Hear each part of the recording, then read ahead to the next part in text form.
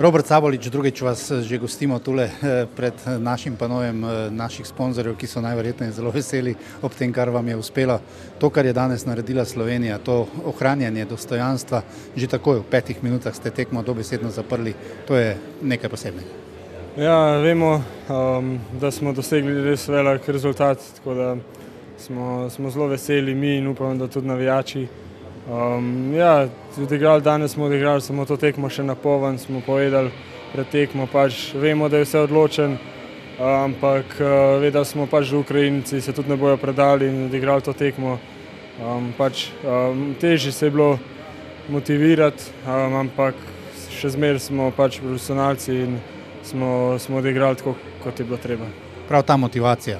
Kaj je pri športniku, ki ve, da je dosegel največ, kar se da doseči, pa še vedno vodilo, da je potrebno znova na led, da je potrebno znova nositi ta dres, tako kot ga znate vi pošteno?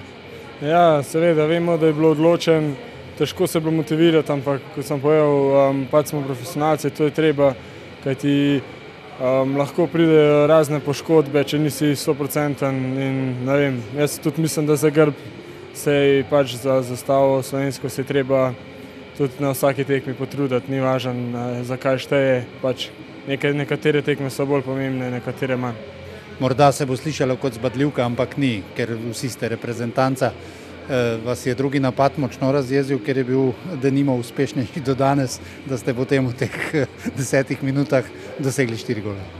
Ja, mogoče, ne vem, to vsak napad, vsak posameznik da vse, da pomaga ekipi, tako da vsak je imel svoje naloge. Danes se je nam odprl, mi smo dosegali samo Belorusen zadetek, ampak to ni važno, enkrat mi dosežemo, enkrat drugi, tako je. Robert Sabolič, sedaj ste član nemške elitne divizije, težke tekme vas čakajo, to bo dobra priprava tudi za tisto, ko se boste potem v aprilu dobili na pripravah in ta reprezentanca ima nekaj, najbrž si boste kar želeli znova priti med soigralce. Ja, mislim, ta čas bo kratek, zdaj se vsak posameznik vrača v klube, vsak bo probal še tam doseči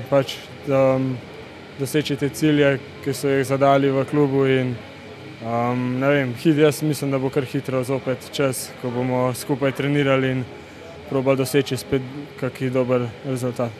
Ko ste si prvič na Jesenicah zavezali drsavke, ste razmišljali, da boste olimpijec?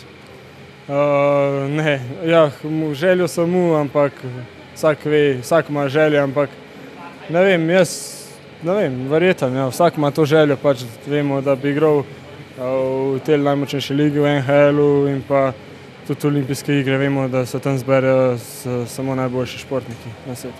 In tam boste tudi vi najboljši med našimi. Hvala lepa za pogovor. Hvala.